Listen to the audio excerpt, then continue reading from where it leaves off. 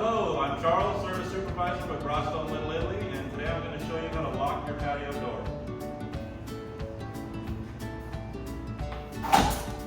You want to pull up on the handle, turn this silver knob all the way over, and there you go, you're all set.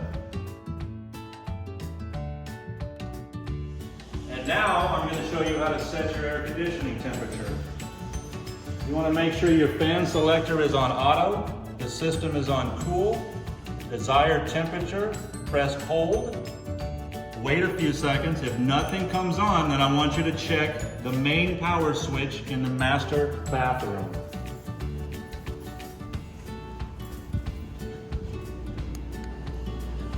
So if you look up here on your ceiling, you're going to see that there's an off and an on. It was off before, this is on. You look on this side, you'll see the on. And now your air conditioner should work. And now I'll show you how to adjust the volume on your doorbell. So you can hear it. If that's too low for you, you just want to adjust this knob right here. The wait is over.